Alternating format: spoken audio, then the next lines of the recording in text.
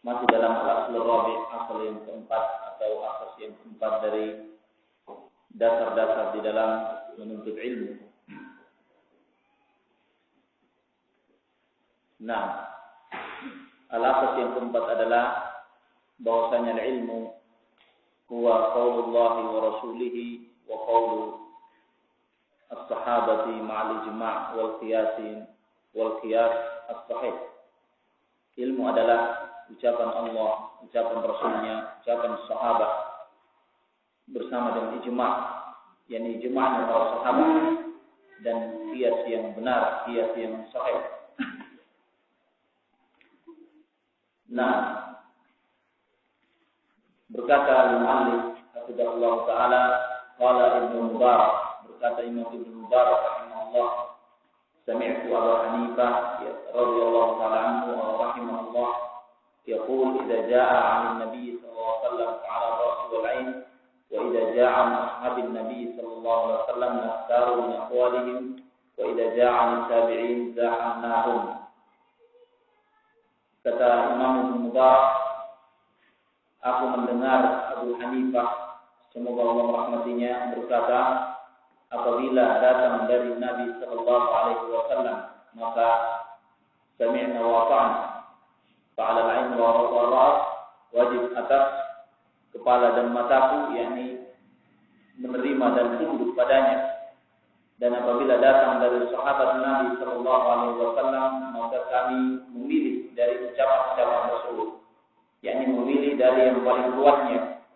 Wa idza jaa'a min tabi'in, adapun kalau datang dari tabi'in, maka kami mendesaknya, yakni kami kritis.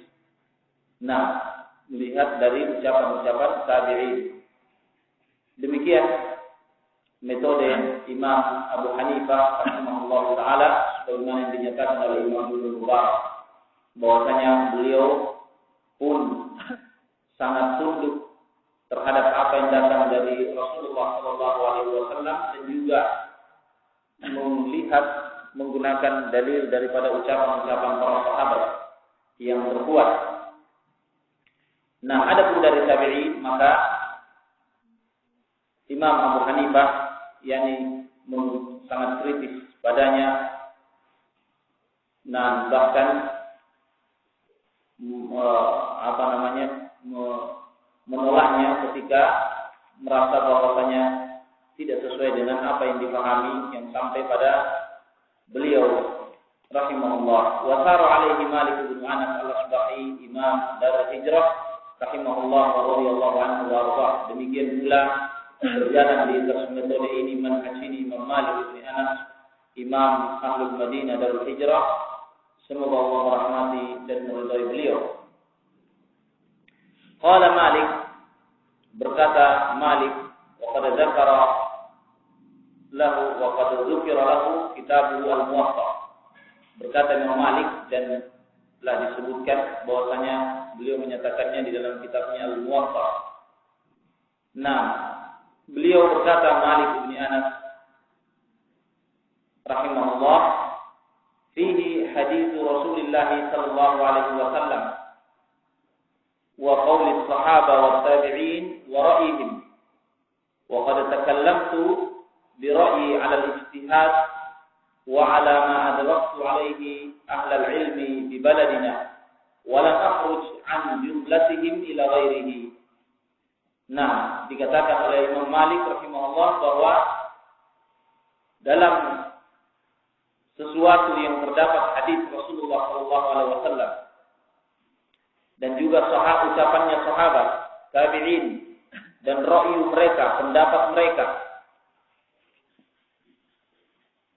Dan aku sungguh berbicara dengan ra'yuku di atas ijtihad.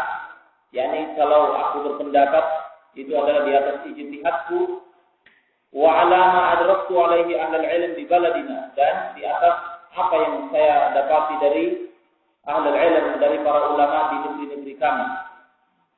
Walam akhruj an jumlatihim, dan aku tidak pernah keluar dari mereka kepada yang lainnya, yakni Imam Malik rahimahullah tidak pernah keluar daripada hadis Rasulullah, ucapannya sahabat atau tabi'in, Nah, atau para ulama-ulama yang berada di negeri beliau yang bisa beliau capai.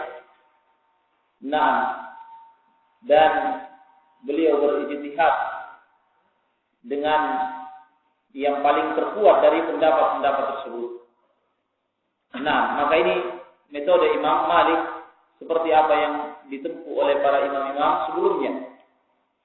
Demikian pula iltazamahu Asy-Syafi'i rahimahullah.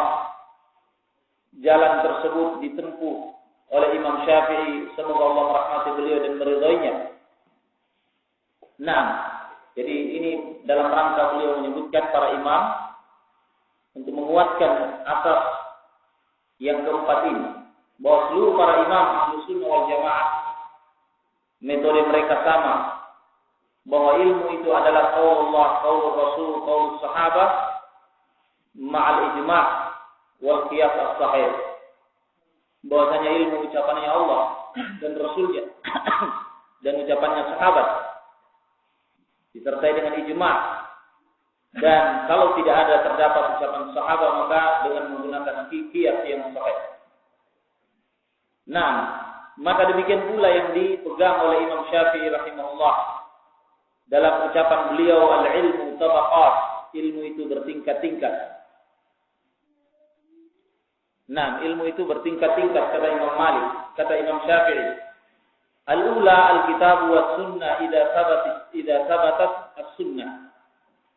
Alkitab dan sunnah. Yang pertama adalah Alkitab dan sunnah. Yang kedua, al-ijma' fi ma laysa fihi kitabun wala sunnah.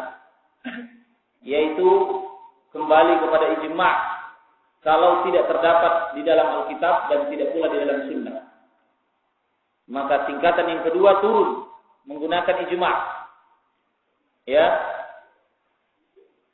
Wassalisa, tingkatan yang ketiga kata Imam Syafi'i rahimahullah, ayyaqula ba'du ashabin Nabi sallallahu alaihi wasallam wala na'lamu lahu mukhalifan minhum. Yaitu ucapannya sebagian sahabat, sebagian yang pertama adalah ijma'. Ya. Ijma'nya para sahabat atau ijma' kaum muslimin. Setelah Alkitab dan Sunnah. Yang ketiga adalah ucapan sebagian sahabat, individu sahabat.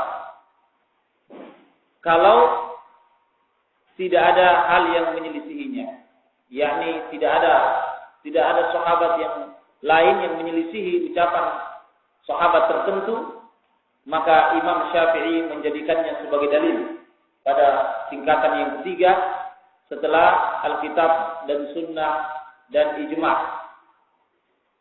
Nah, menggunakan ucapan sahabat kalau selama tidak ada sahabat yang lain yang menyelisihinya. Nah, yang keempat, ar-rabi'ah ikhtilafu ashabin Nabi sallallahu alaihi wasallam radhiyallahu anhum. Ilmu itu adalah perselisihannya para sahabat Nabi sallallahu alaihi wasallam dan semoga Allah meridainya. Yakni perselisihan di kalangan sahabat, kemudian kita memilih yang terkuat dari perselisihan tersebut berdasarkan ijtihad masing-masing yang mampu melihat dalil. Ya, maka ketika seseorang memegang salah satu dari pendapat tersebut, maka ini termasuk jalan ilmu atau tingkatan-tingkatan ilmu sebagaimana yang ditetapkan oleh Imam Syafi'i rahimahullah. Nah, kemudian yang kelima, tingkatan yang kelima, Imam Syafi'i menempuh al-qiyas ala ba'dhi hadhihi tabaqat, yaitu dengan mengqiyas, melakukan qiyas, yang dimaksud adalah qiyas yang sahih, qiyas yang berjalan di atas qawaid, kaidah-kaidah ilmiah syar'iyyah. Nah, maka ini yang paling terakhir. Ini yang paling terakhir. Wala yusaru ila syai'in ghairil kitab was sunnah wa huma mawjudan wa inna ma yu'khadul ilmu min a'la. Nah, kemudian Imam Syafi'i mengatakan rahimahullah bahwasanya tidak boleh tidak dibenarkan untuk menuju kepada selain daripada Al-Quran dan Sunnah selama dalil itu masih ada di dalam Al-Quran dan Sunnah. Ya, karena kewajiban setiap Muslim adalah mengambil ilmu itu dari atasnya, yakni dengan urutan-urutannya tadi. Yang pertama, lihat dulu Alkitab dan Sunnah. Kalau sudah tidak ada dalam Alkitab dan Sunnah, baru kita turun kepada ijma' kalau ada ijma'. Kalau tidak ada ijma', maka kita melihat ucapannya para sahabat. Kalau ada yang berkata, ada yang berpendapat sebagian sahabat dan tidak ada yang menyelisihinya dari sahabat lain, maka kita pegang itu sebagai ilmu. Kalau tidak ada pula ucapannya sahabat, maka yang keempat adalah kita lihat perselisihan. Kalau ada perselisihan di kalangan sahabat. Jadi yang ketiga tadi tidak ada perselisihan, tapi ada ucapannya sebagai sahabat yang tidak diselisihi yang lainnya. Yang keempat ini perselisihan di kalangan sahabat. Nah, maka kita lihat yang terkuat. Dan yang kelima, kalau tidak ada perselisihan di kalangan sahabat pun dalam perkara itu, maka kita gunakan qiyas yang sahih. Qiyas yang sahih ini tingkatan tabaqah-tabaqah yang harus ditempuh menurut Imam Syafi'i rahimahullahu taala. Nah, dan ini disetujui oleh para imam. Nah, ini disetujui oleh para imam dan termasuk Imam Ahmad bin Hanbal rahimahullahu taala. Ya, sebagaimana yang diucapkan oleh penulis di sini, wa huwa nahaja Ahmad bin Muhammad ibnu Hanbal rahimahullahu taala wa radhiya anhu wa ardhah. Dan ini yang ditempuh oleh Imam Ahmad ibnu Hanbal rahimahullahu taala. Nah, beliau sebagaimana dalam ucapan beliau, qala Ahmad bin Hanbal Ahmad bin Muhammad bin Hanbal berkata, rahimahullah, "Idza kana fil mas'alati 'anil nabiy sallallahu alaihi wasallam haditsun lam na'khudh fiha biqauli ahadin min as-sahabah wala min ba'dihim khilafahu." Nah, apabila dalam satu masalah terdapat hadis dari Nabi sallallahu alaihi wasallam, ya, kata Imam Ahmad, maka kami tidak mengambil ucapan seorang sahabat pun. Kalau ada hadis yang bertentangan, misalnya ada hadis, kemudian hadis ini sahih, ada ucapan sahabat yang bertentangan dengan hadis tersebut, tentu kita tidak mengambil ucapan sahabat, tapi kita mengambil hadis Rasulullah sallallahu alaihi wasallam. Nah, ini metode Imam Ahmad bin Hanbal rahimahullah. Lebih-lebih orang yang setelahnya, setelah sahabat. Ya. Lebih-lebih setelah sahabat menyelisihi hadis Rasulullah sallallahu alaihi wasallam, min babil aula kita tidak terima. Ya, jangankan setelah sahabat pun kalau menyelisihi hadis Rasulullah maka kita tidak menerimanya.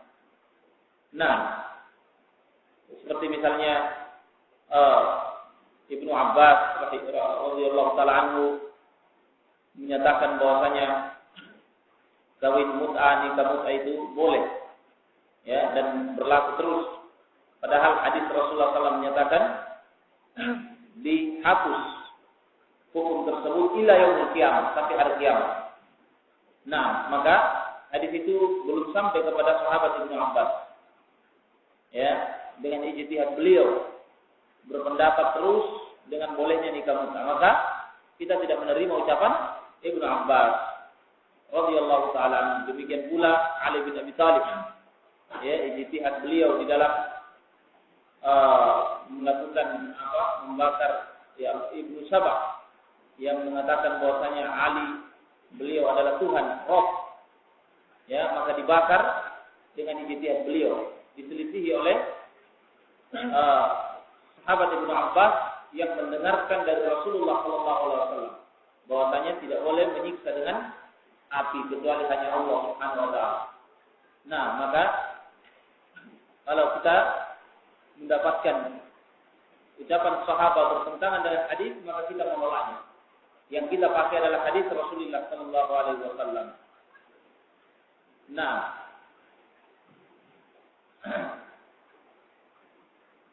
Kemudian kata beliau, wa idza kana fil mas'alah an ashabi Rasulillah sallallahu alaihi wasallam qaul mukhtalif nakhtaru min aqawilihim wa lam nakhruj an aqawilihim ila qawli ghairihim. Apabila dalam satu masalah ya pada diri sahabat Rasulullah sallallahu alaihi wasallam ya ada qaulun mukhtalaf yang lebih benar, ada qaulun mukhtalafun, ada ucapan yang diperselisihkan dari sahabat Rasulullah. Jadi dalam satu masalah ucapannya sahabat itu berselisih, berbeda satu dengan yang lainnya. Maka nafsaru min aqawilihim, kami memilih dari ucapan-ucapan para sahabat tersebut, dipilih yang terkuat.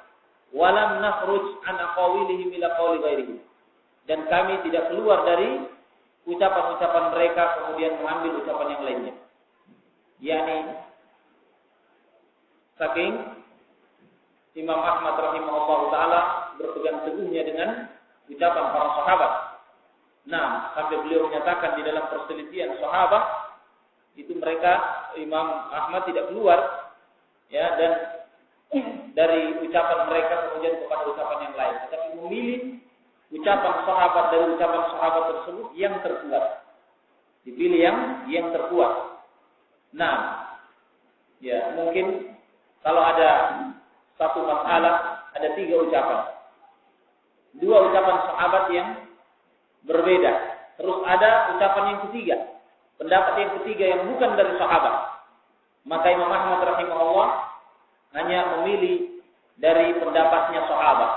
Apakah pendapat yang pertama atau yang kedua. Adapun pendapat yang ketiga yang bukan sahabat, maka tidak diambil oleh Imam Ahmad rahimahullah.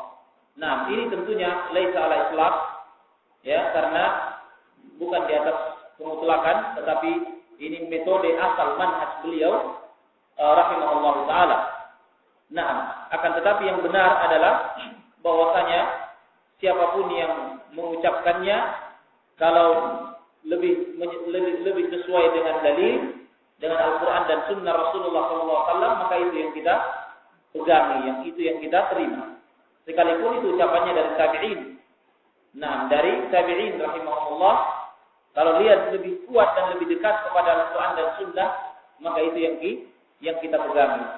Nah, akan tetapi suatu hal yang nadir, suatu hal yang sangat jarang pada sahabat Rasulullah SAW secara tutur, secara banyak, dengan jumlah yang banyak, dan juga dengan pendapat yang banyak, itu menyelisih Al-Quran dan Sunnah. Akan tetapi kita katakan bahwasanya para sahabat kalau melakukan kesalahan itu sedikit kesalahannya. Nah, sedikit kesalahannya yang berbeda dengan Al-Quran dan Sunnah. Kebanyakannya sesuai dengan Alkitab dan Sunnah Rasulnya Sallallahu Alaihi Wasallam. Nah, kemudian dilanjutkan oleh muallif hafizahullah, wa idza lam yakun fiha 'anil nabiy sallallahu alaihi wasallam wa la 'anil sahabah qaulun nastaru min aqwali tabi'in. Kemudian masih dalam ucapan Imam Ahmad. Nah, Imam Ahmad melanjutkan ucapannya, apabila tidak ada dari Nabi sallallahu alaihi wasallam satu ucapan pun, tidak pula dari sahabat, maka kami memilih ucapannya tabi'in. Jadi ini secara berurutannya. Rasulullah, sahabat, kemudian tabi'in. Nah, demikian pula pendapat Imam Muhammad bin Hasan Syaibani rahimahullah. Nah, Muhammad bin Hasan adalah kawan daripada siapa? Imam Abu Hanifah. Kawan dari Imam Abu Hanifah. Beliau menyatakan, "Wa man kana 'aliman bil kitab was sunnah wa bi qawli ashabi Rasulillah sallallahu alaihi wasallam wa bima istahsana fuqaha'ul muslimin wasi'ahu an yajtahida ra'yahu fima tuliya bihi wa yaqdi bihi wa yumdihi fi salatihi wa qiyamihi wa hajjihi wa jami'i ma amara bihi wa nuhiya an fa idza ijtahada wa nadhara wa qas ala ma asbaha wa lam ya'lu walam ya'lu wasi'ahu al-'amalu bidzalik wa in akhta'a alladhi yanbaghi an yaqula bihi. Berkata Imam Muhammad bin Hasan rahimahullah bahwa barang siapa yang alim terhadap Alkitab dan Sunnah, yakni berilmu terhadap Al-Quran dan Sunnah, berilmu terhadap ucapannya para sahabat, berilmu tentang istihsanatnya para fuqaha al-muslimin. Istihsanat ini adalah sesuatu yang dianggap baik, yang dilihat itu sebagai satu kebaikan oleh para fuqaha dengan ijtihad. Ya. Maka barang siapa yang berilmu terhadap Al-Quran dan Sunnah, berilmu tentang ucapan sahabat, berilmu tentang sesuatu yang dianggap baik oleh para fuqaha, yang diistilahkan dengan istihsanat, yakni tidak ada dalil, tetapi dianggap itu sebagai sesuatu yang baik oleh para fuqaha. Biasanya ini dalam masalah al-mursalah, kemaslahatan yang terkirim, yang tidak ada di zaman Rasulullah, tidak ada di zaman sahabat, tidak ada di zaman tabi'in, dan berkembang di zaman mutaakhirin. Kalau kita paham, ya, seseorang bisa memutuskan, menghukumi bahwa itu sesuatu yang baik, tentunya dengan ilmu, ya. Maka kalau seseorang itu berilmu dalam semua perkara tersebut, Alkitab, Sunnah, ucapan sahabat, istihsanatnya para ulama, maka boleh dia berijtihad dengan ra'yunya. Boleh berijtihad dengan ra'yunya dalam perkara yang memang dianggap kuat. Boleh dia mengambil keputusan dengan ilmunya tersebut, lalu melaksanakannya di dalam sholatnya, puasanya, hajinya, dan seluruh apa yang diperintahkan dan yang dilarang darinya. Kalau orang tadi berijtihad, yakni orang yang alim tadi, berijtihad dan memandang, ya, kemudian mengkiaskan sesuatu tersebut dengan kias yang waqasa ala ma asbahahu. Dia mengkias yang lebih sesuai. Walam ya'lu, apalah ya'lu? Dia mengkias dengan kias yang sahih, yang mirip, maka wasi'ul amal bidzalik. Boleh orang itu untuk beramal dengan yang demikian ini, karena dia adalah mujtahid, mencapai tingkatan mujtahid. Pantas untuk dia melakukan kias, ya, karena dia tidak mendapati Alkitab, Sunnah, ucapan sahabat. Maka yang seperti ini boleh dia beramal dengan ijtihadnya. Wa in akhta'a alladhi yanbaghi an yaqula bihi, sekalipun pada akhirnya ternyata dia salah. Ya. Pada akhirnya ternyata ulama alim tersebut melakukan kesalahan. Maka yang seperti ini mendapatkan apa? Satu pahala. Ya, karena dia mujtahid. Dia mujtahid, bukan muqallid. Kesimpulannya bahwasanya Al-Imam Muhammad bin Hasan juga memiliki metode manhaj di dalam ilmu, yaitu dengan tahapan-tahapannya, dengan tingkatan-tingkatannya yang telah disebutkan oleh para imam-imam sebelumnya. Juga beliau menyatakan al-ilmu ala arba'ati awjuh, ilmu itu di atas 4 sisi, di atas 4 perkara. Yang pertama, maka nabi kitabillah an-naqis wa ma asbahahu, apa yang terdapat di dalam kitab Allah dan yang menyerupainya. Ya. Jadi kalau ada di dalam kitab Allah yang berucap akan satu perkara, maka itu adalah ilmu yang harus didahulukan karena dia Al-Qur'an, kitab Allah.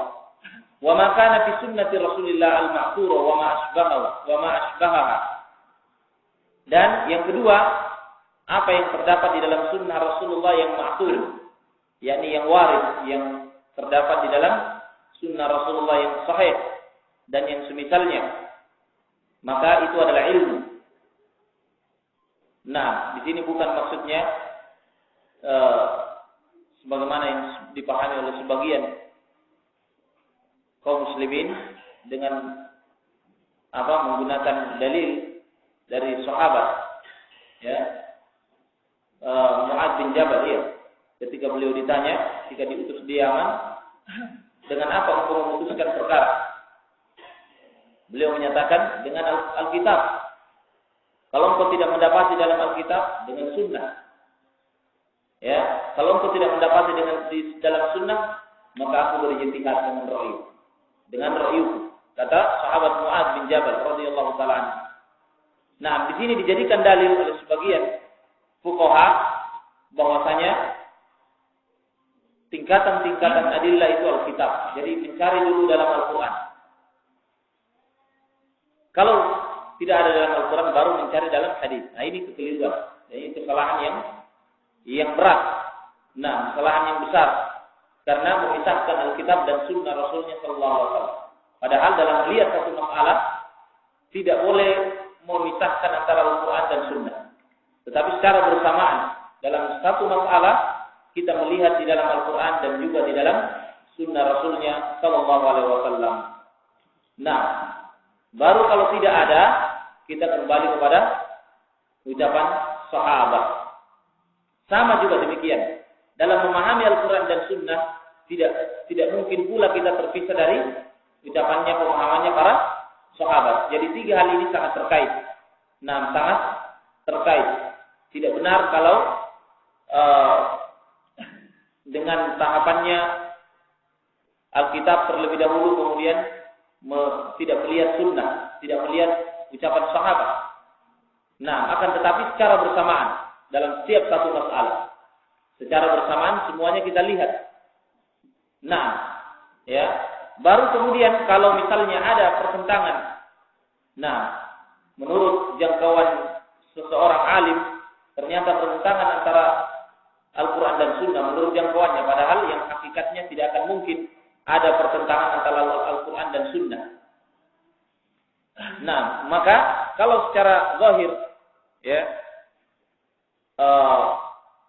menurut jangkauan seseorang berbeda antara Al-Quran dan Sunnah, nah, dan ini tidak mungkin, ini sesuatu yang tidak mungkin, maka kemungkinannya mungkin hadisnya lemah, ya, bukan dari Rasulullah Sallallahu Alaihi Wasallam, atau mungkin penafsiran ayat tersebut yang keliru. Nah, al-muhim bahwasanya tingkatan-tingkatan ilmu itu adalah Alkitab, kemudian Sunnah Rasulnya, kemudian ijma'nya para sahabat atau ucapannya para sahabat Rasulullah Sallallahu Alaihi Wasallam. Kemudian yang keempat kata Imam Muhammad bin Hasan, wa kadzalika makhtalafu fihi la yakhruj an jami'ihi, la yukhriju an jami'ihi fa inna awqa al-ikhtiyar fa in awqa al-ikhtiyar fihi ala qawlin fa huwa ilmun taqisu alayhi wa ma ashbahahu. Nah, demikian pula apa yang berselisih di dalamnya para sahabat Rasulullah Sallallahu Alaihi Wasallam, maka tidak dibenarkan seseorang untuk keluar dari mengambil ucapan yang lainnya, ya, keluar dan meninggalkan seluruh sahabat tersebut dan mengambil ucapan yang lainnya. Lah, ya, fa in awqa al-ikhtiyar fihi ala qaul, jika seseorang itu memilih salah satu ucapan dari perselisihan sahabat tersebut, maka itu adalah ilmu. Itu adalah satu ilmu yang boleh dia menggunakannya. Nah, yang boleh dia menggunakannya, yakni mengamalkannya. Karena itu adalah bagian dari ucapan para sahabat. Adapun wa mastahsanahu 'ammatu fuqaha'il muslimin wa ma asbahu wa kana nadhiran lahu. Nah, dan yang kelima kata Imam Muhammad bin Hasan, yaitu sesuatu yang dianggap baik oleh para umumnya fuqaha kaum muslimin. Istihsanat yang tadi yang kita sebutkan. istihsanat wa ma asbahu wa kana nadhiran lahu. Boleh mengambil istihsanat dari fuqahanya kaum muslimin. Ya. Boleh kita menggunakannya kalau memang sudah tidak mendapatkan Alkitab, Sunnah, Sahabat, maka kita menggunakan istihsanat para ulama. Nah,